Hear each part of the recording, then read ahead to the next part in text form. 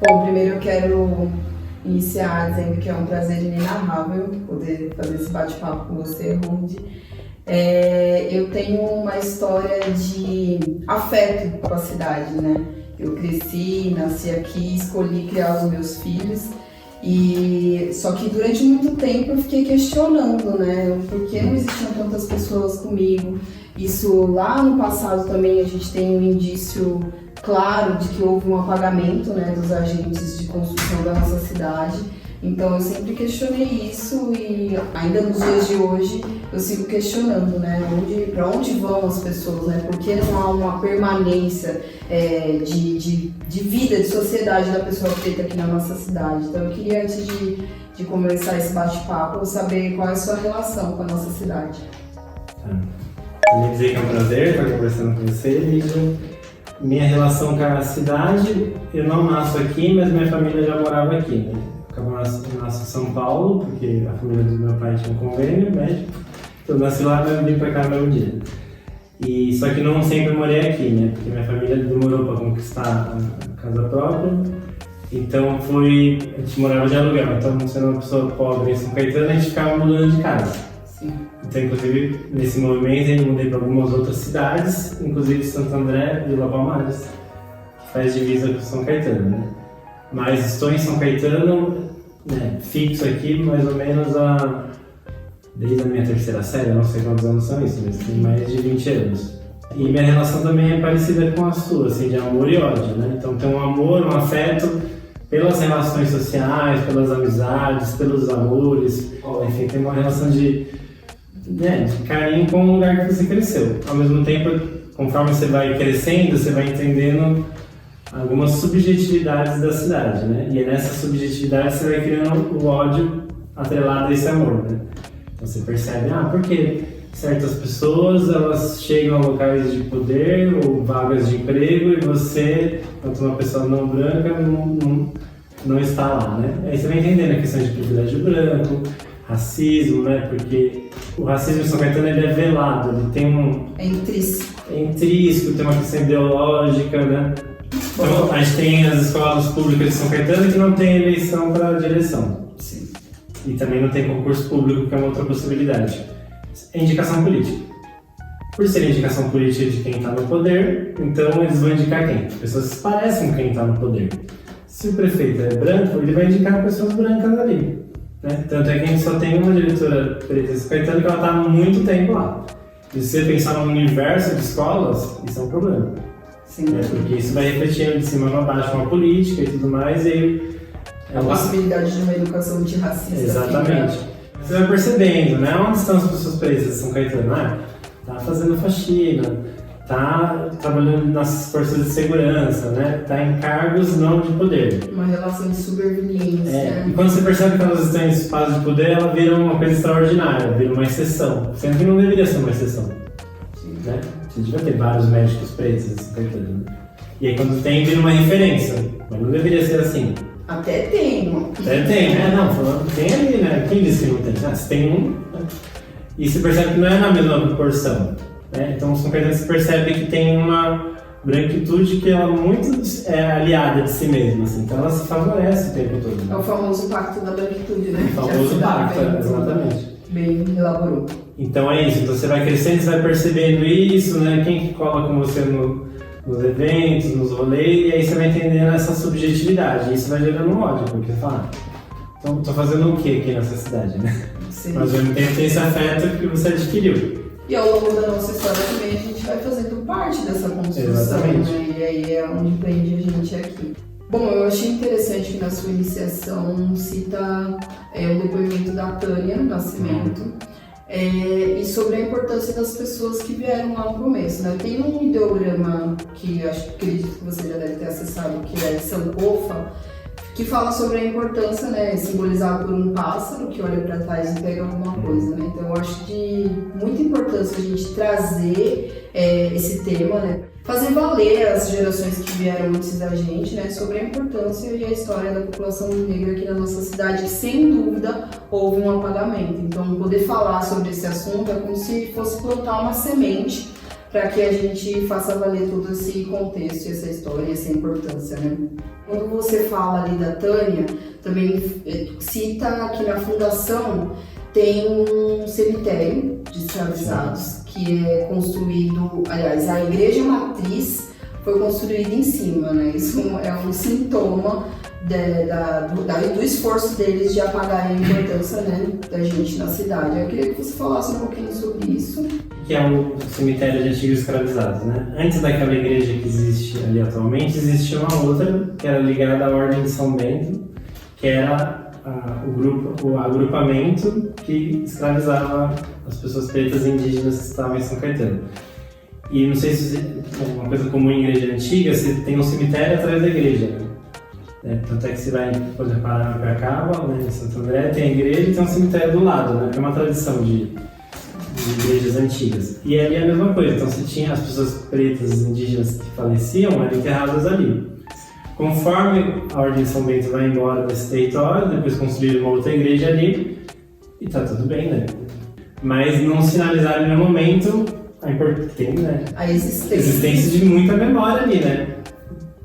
E aí eu conheci a Tânia, inclusive, num evento do Sesc, que era um evento que fazia uma caminhada por São Caetano a partir da perspectiva preta e indígena. Então eu conheci ela lá, então eu achava incrível. E conversando com ela, ela contou uma história de quando ela estava no CONESC, que é o Conselho Municipal da Comunidade Negra, ela enquanto presidente, que ela batalhou junto a outras pessoas para tentar colocar um obelisco nesse terreno, né, dividir com a igreja ali e sinalizar, ó, aqui tem memória preta indígena, né? Tem corpos aqui, né? Tem restos mortais. Um respeito, né? E ela conta que, assim, não teve apoio nenhum dos governantes da época. E é engraçado, porque você tem estátuas de tudo em São Caetano, né? Sei lá, os imigrantes, vai ter, sei lá, uma pessoa andando de patins, e, enfim, né? Com todo respeito também a isso, mas tem estátua de qualquer tema. Por que não pode ter um obelisco, uma estátua, um totem sinalizando a memória daquele local, né? Se você pensar em estátuas de pessoas brancas, nossa, anda em qualquer praça e tem lá. Uma pessoa é fulano, um sobrenome geralmente não. Sempre vai ser europeu, né? Quase sempre italiano, nomeando aquela praça, enfim, né? Então por que não ter ali, né? Isso é uma questão eu acho muito importante, assim, né? Ter essa sinalização e ter a sinalização, inclusive, da prefeitura, do poder público, da data da abolição da escravatura em São Caetano, né? São Caetano tem duas datas que ela considera oficiais de surgimento da cidade, né? Tem até na bandeira lá de São Caetano, de Itiene. Você tem uma data que é da chegada dos italianos em São Caetano, da imigração italiana, quando não era São Caetano, era um outro território. E você tem a data da independência de São Caetano de Santo André, que é a data dos autonomistas. Uma é em 48 e a outra é em 877, né? Que é essa chegada italiana, que é uma data ficcional, né? Porque antes disso já existia muita história aqui nesse território, né?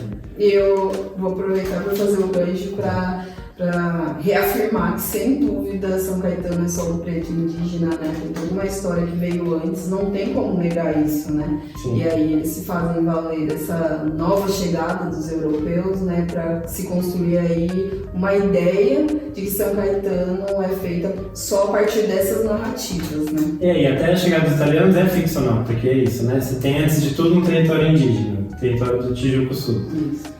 E depois vem os bandeirantes, né? Matam as pessoas aqui e tomam posse. Aí teve um bandeirante que doou para a Ordem de São Bento da Igreja Católica esse território. E aí queria ser a Fazenda São Caetano, que começa a escravizar pessoas pretas e indígenas, né? E para fazer comércio, né? Tanto é que a Igreja de São Bento lá em São Paulo é feita com telhas de São Caetano, né? Utilizando o rio Tamanduateí, então tem... E essas pessoas escravizavam eram descendentes de europeus ou europeias. Então é uma data que foi escolhida, né, um recorte assim, vamos escolher a chegada dos italianos para começar a contar. Sempre que você dá um sentido, né? Tanto é que até a galera que não é italiana, mas é europeia, descendentes de São Caetano, eles mesmo questionam essa data, né? Ué, tem espanhol, tem um monte de outra coisa ucraniana. Bastante, predominante. No bairro Santa Maria tem bastante. Então, porque foi escolhido como recorte, eles achavam interessante para começar a contar a história, trazer uma valoração e ficou. Eu acho que também tem um pouco dos Matarazzo envolvidos. Isso, tem uma relação econômica, então é ficcional. Sim. E se valoriza muito essa data como aniversário de São Caetano, sendo que não é, né, de fato. Eu acho até que a data da independência, que os autonomistas defendem como fundação de São Caetano, eu acho até mais interessante essa do que essa dos italianos. Tiraram do nada. E da mesma forma, então, que se tem uma data que é a data da abolição da escravatura em São Caetano, que é 29 de setembro de 1871. Então, a abolição da escravatura ela acontece em todos os empreendimentos da Ordem de São Bento no Brasil todo, incluindo São Caetano.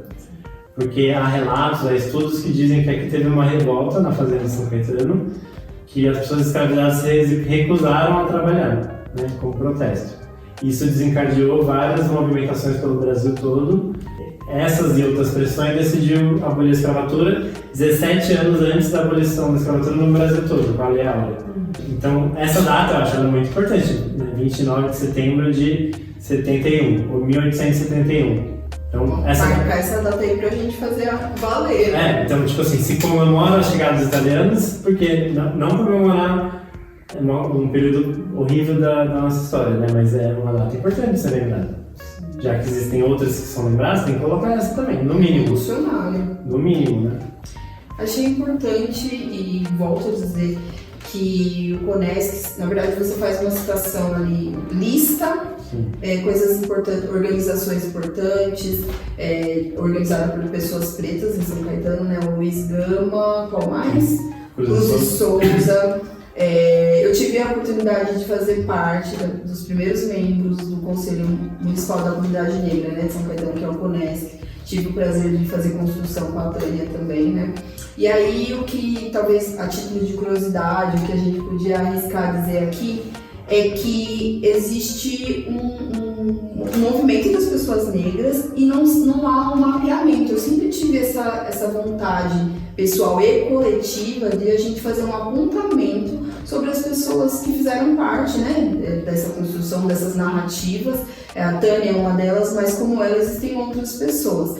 Quando você foi em busca dessas informações, houve uma predominância de pessoas pretas e em qual local de São Caetano eles estavam mais predominantes? Ou é bem espalhado? Eu acho que o mapeamento é importante. De algum modo, as pessoas pretas elas se conhecem em São Caetano por questão de sobrevivência, né? Sim, de reconhecimento, né? Você está num lugar hostil a você vai se unir com quem está mais próximo com você. Então as pessoas se conhecem.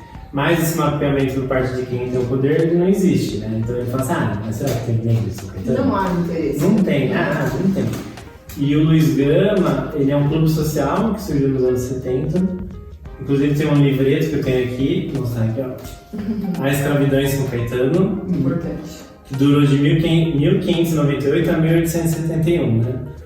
E quem ajudou a publicar esse livro, que é do José de Souza Martins, que é um professor doutor da USP, foi o Luiz Gama. É um dos patrocinadores desse livreto. Então, é um clube social muito engajado que surge. E existe até hoje. Existe até hoje, inclusive. E ele patrocinou a publicação desse livro. Então, ele surge ali como um movimento de pessoas pretas que se uniam para se encontrar, para dançar bailes black, para praticar capoeira, enfim, aprender um instrumento musical. Enfim, sociabilidades negras, né, que são bem importantes, principalmente num território hostil enquanto São Caetano, né? Inclusive, né, eu fiz uma iniciação científica na Unesp, com uma orientadora, e ela comentou com um amigo dela, que é de culturas tradicionais, que ajudava a gente lá na Unesp, que ele falou, comentei com o Renatinho sobre o Luiz Gama, e ele falou que já morou em São Caetano e ia no Luiz Gama, né? Ele achou um homem preto, né? E eu fui falar com ele contou a história, que ele morava ali na Rua Lourdes, né, que falou assim, não, ali era pesado, Bairro Nova Jersey, exato.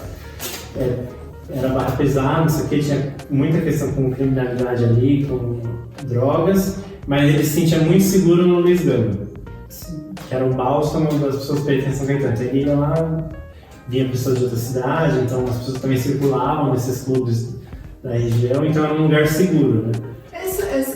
Esse relato ele é sintomático, né? Porque há uma marginalização das localidades que há uma predominância preta, né? Então ali você não oferece acesso, dificulta, são as piores, né? A qualidade de ensino da educação, as escolas com menor índice, né? De qualidade. Sim. Então acho que isso daí é bem sintomático também. Né? E ele é uma dessas pessoas que cresceu em São Caetano, mas pela pressão da cidade saiu. Que a pessoa, para ela ficar a pessoa presente em São Caetano, ela precisa ou entrar num jogo assim de entender como ou funciona. assimilar, porque existe Assimilar, muito, né? Tipo, a gente se assimilar aos hábitos da pessoa branca. Exatamente, né, tem essa coisa assim que você tem que entrar dentro do jogo, que se você bater de frente, tem grande chance de ser muito boicotado até você desistir. E os locais que, né, para encontrar as pessoas, a maioria é o bairro Nova Gerte, que é o bairro onde mais tem pessoas negras de São Caetano, que não por acaso ele faz divisa com a Vila Palmares e Santo André, que aí é uma teoria não científica, não leva esse nome à toa, né? Porque Palmares, né, temos o Zumbi dos Palmares, foi o maior quilombo, né, o quilombo dos Palmares, o maior quilombo que existiu no Brasil. Então, você ter uma vila com esse nome não é por acaso. E inclusive a Tânia, nos estudos dela, fala que no surgimento do bairro Nova Gerte, que foi a junção de dois bairros, Vila Nova e Vila Gerte, os governantes da época decidiram passar uma linha tirando Palmares e São Caetano. O que na prática do dia a dia, né, não quer dizer muita coisa, porque as pessoas transitam o tempo todo, porque o mapa é uma invenção branca, né? Essa delimitação do mapa, quem criou foi pessoas brancas, né? Então a dinâmica cultural, a dinâmica de convivência não respeita esses limites que um cara branco lá desenhou, né? Feito só por uma linha. Só por uma linha. Então a dinâmica é essa. Então o bairro Nova Gerte, vários fazem divisa com o Periópolis de São Paulo, eles trazem muito mais pessoas pretas, né? Não é só a periferia, porque São Caetano como é muito pequeno, né? Não é tanto uma marginalização a partir do centro, né? Tem a ver mais com uma marginalização social mesmo, econômica, de acesso, né? Descentralizado. A Tânia até falou que a Vila Nova, o caminhão de gás não descia para entregar lá, né? Isso pouco tempo atrás, assim, né? Então, eu sinto que tem o movimento negro de São Caetano, ele tem muita história, muita luta, mas ele é dividido em duas frentes. Uma frente é mais antiga, né? Essa que participou da fundação do Conesc. Os grilos. O Luiz Gama, o Cruz de Souza, que é uma galera que batalhou muito lá no passado, e eles entenderam a dinâmica em São Caetano e se adaptaram a ela. E sempre você vai ter uma renovação da partir da juventude. Então você tem um movimento muito forte, por exemplo, em São Caetano, das batalhas de rima, né? De batalhas de ribeirão. Então, por exemplo, teve a Batalha da Galeria, ali na estação de São Caetano, que teve mais de 100 edições, e era toda segunda à noite. Né? Eu sou ator, sou palhaço, professor de teatro, e para você fazer um evento que aconteça semanalmente sem apoio nenhum, tem que ser muito forte o movimento, né? E durou. Então você vai lá, né? E depois acabou com a pandemia, mas tive a oportunidade de ir lá várias vezes, a molecada preta de São Caetano estava lá.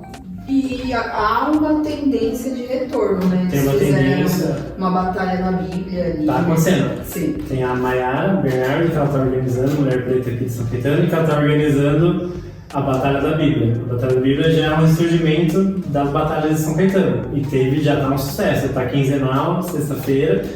Quem quiser ver a juventude preta de São Caetano, tem que ir lá. Né? Se alguém está com a dúvida, né? Tá assim, meu bairro não tem, né? Vai lá. Maiara é uma mulher revolucionária, porque uma mulher no meio, né, que é tão machista ainda, sim, fazer valer esse movimento, eu fico apaixonada pelo que ela movimenta. Sim, da mesma forma que você tem um movimento também de pessoas pretas que estão no movimentos de samba, né? Então São Caetano teve um movimento de escolas de samba muito forte, que acabou se alterando também, mas os sambas, né? Tinha um samba da Nova Silva, né? Sim, então, as rodas de samba são, enfim, são locais de sociabilidades negras, né? Em São Caetano. Então as pessoas frequentam esses espaços. Lugares seguros, né? Lugares seguros, exato. Bom, gente, considerando todo esse contexto histórico que a gente levantou aqui, a partir do que você acessou e trouxe pra gente brilhantemente aí na pesquisa, teve o levantamento do censo em 2010. Da pesquisa. Da pesquisa, né? E aí a gente teve uma atualização para 2022, certo? Isso. E aí a gente vê um número alarmante, assim, de mudança. Acho que totalizando em média 30 mil pessoas consideradas entre pretas e pardas, e aí a gente viu um aumento. Será que a gente consegue confabular que algum sintoma, por que isso aconteceu? Eu tenho as minhas próprias conclusões, Acho que são duas coisas, uma teoria mais antiga, né? Que é as pessoas pretas e pardas se auto-reconhecerem como tal, né? Então, tanto a pessoa que tem a pele mais clara se reconhecer como parda, mas tanto a pessoa que tem a pele mais escura, que se declarava parda, se declarava preta, né? Então tem esse movimento de reconhecimento, que a partir de toda a evolução da sociedade, da batalha do movimento negro, dessas pessoas se reconhecerem como tal, né? Porque tem uma curiosidade, né? Sei lá, posto de saúde, né? Agente de saúde lá em casa, e aí coloca lá, eu sou branco. Tipo, como se o padrão fosse o branco e você tem que avisar a pessoa para mudar. Então, tipo, tem essa coisa que você tem que ficar reafirmando, porque em algum momento algumas pessoas acham que é ofensivo. Nossa, eu adorei que você trouxe isso. Eu sou agente de saúde, né, há 12 anos, e eu acho que em todo lugar que a gente está determinado a estar, a ocupar, e eu não faço diferente de fazer revolução. Então, quando foi estabelecido, né, pela Organização Mundial de Saúde, ali tem um protocolo a seguir, né, e aí a autodeclaração, quando chegou essa capacitação pra gente, as pessoas não deram importância, e assim, aí eu tive que explicar pra galera, falei, gente, tudo aquilo que eu falo, toda hora que eu fico falando, habla mesmo, que eles já ficam, vai, já dá a próxima aula, eu não vai ter sentido se a gente não fizer como se deve fazer, né, então, chegar na visita, a gente faz isso, ó, eu quase conheço o CPF de cor das pessoas, data de nascimento, então quando você chega lá, vai existir uma oportunidade de você perguntar como aquela pessoa se autodeclara, para que a gente possa gerar políticas públicas a partir de dados fidedignos, né? Então eu achei super interessante, é uma coisa que eu vivi enchendo o saco da galera lá, eu falei, então eu vou colocar todo mundo preto, vamos ver se não vai mudar. Né? Vai ter um indicador diferente ali, aí eles foram entendendo ao longo do tempo. Uns mais resistentes, a gente já sabe por quê, mas eu achei muito interessante. E como o racismo no Brasil, ele vai ficando cada vez maior a partir do escurecimento da pele, né? Então as pessoas que têm a pele mais clara, pessoas negras de pele mais clara, elas ficam com receio de afirmar que elas são negras. Elas vão entender que elas são negras a partir do momento que elas não têm o privilégio branco.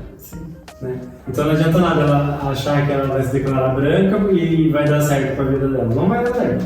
Porque ela não vai ter a formação social ela vai ser barrada. Vai ser barrada. Então tem isso das pessoas se autoafirmarem. Mas o que eu acho que é mais forte é a partir das políticas de inclusão social, as cotas, né?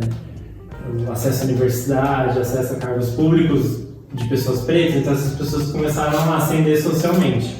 Como São Caetano é uma cidade que tem um PIB elevado, um PH muito alto também, então as pessoas pretas decidiram então vir para São Caetano, se tiveram mais acesso, mais oportunidades, falaram, não, vou morar aqui. Porque é uma qualidade, né, algumas coisas têm qualidade boa. Segurança. Enfim, os motivos que ela tenha, então é uma escolha, né, elas virem para cá. Né? Então teve esse acesso das pessoas pretas que não moravam em São Caetano decidindo morar aqui. Que é um contrafluxo das pessoas pobres sendo expulsas, pessoas pobres pretas. Né?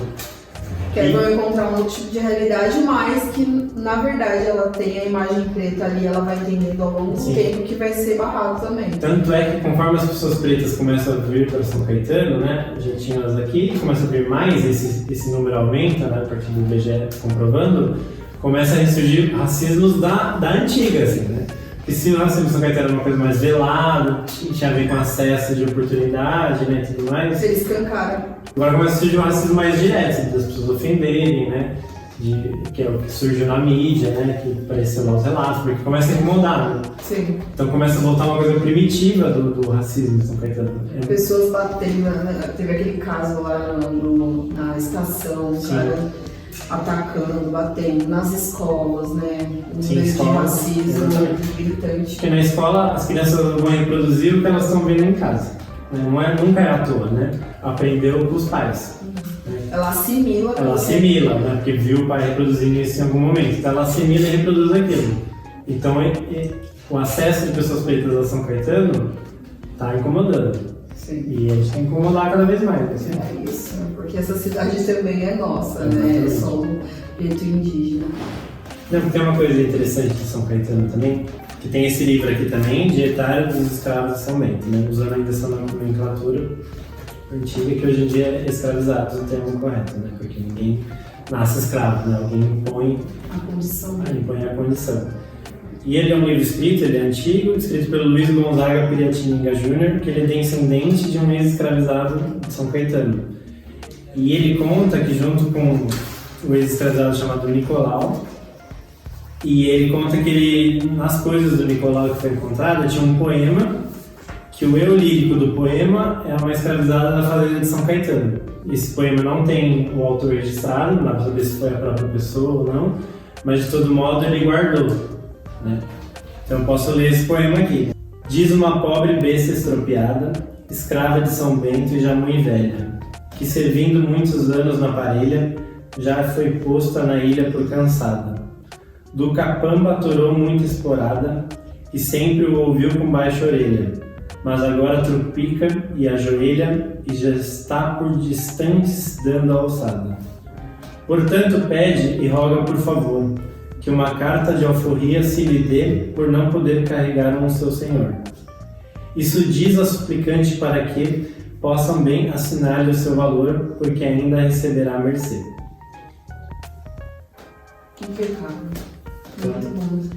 Então esse poema estava junto com esse escravizado Nicolau, então fala dessa ex-escravizada na fazenda de São Caetano, né? Então o Nicolau, que era uma pessoa escravizada, ele guardava um poema falando de liberdade nesse território que a gente conhece hoje por São Caetano, né? Então tem muita história aqui, antes dessa fundação fictícia da chegada dos italianos, tem muita história aqui, né? Não nos resta dúvida, né? E eu queria só complementar também que do ponto de vista cultural, né? Então a gente tem muita coisa que pode ser contada e, né, incentivada, né, do ponto de fomentar, do ponto de vista da cultura, para contar essa história antes dessa fundação que é determinada em São Caetano, mas tem muita coisa que aconteceu depois, né? O próprio Luiz Gama, Cruz e Souza são clubes que podem ser fomentadas as suas atividades, né? Porque são agrupamentos, os grupos de samba, as casas religiosas, enfim, as batalhas, né? Esse movimento de juventude. Então são movimentos que sempre estão surgindo em São Caetano, de pessoas pretas, pessoas aliadas também. Então tudo isso pode ser fomentado, né? Para contar essa história que a história não conta aqui em São Caetano. E para manter a continuidade, né? Exatamente. Porque toda essa cultura vai tornar São Caetano um espaço seguro e agradável para que as pessoas pretas não precisem mais sair daqui e cada vez mais pessoas pretas venham, né? Que é o princípio básico de uma igualdade, né? De que todo mundo tenha essa paz de estar em sua casa, né? Ter um solo que também é nosso, por Exatamente, direito. por direito, né? Por direito. Então, a cultura faz parte desse processo, né? Nossa, que incrível, Mundi. Obrigada mais uma vez. Eu quero trazer aqui uma provocação final, né? E é um compromisso meu de fazer um mapeamento das possíveis homenagens que existam a escravocratas. Então, eu acho que assim, informação é o que a gente tem de mais precioso. E essa interlocução entre as pessoas pretas que estão engajadas aí nessa causa, né, de favorecimento da população negra. Então, se você souber de alguém que tem um indicador, já entre em contato com a gente pra gente tentar fazer esse levantamento, né? Porque eu acho que é de suma importância a gente barrar, né, fazer essa troca, trazer a memória de pessoas importantes pretas no lugar dessas pessoas, né, desses escravocratas, e aí a gente vai fazer esse movimento aí de reparação histórica. Obrigada mais uma vez, viu?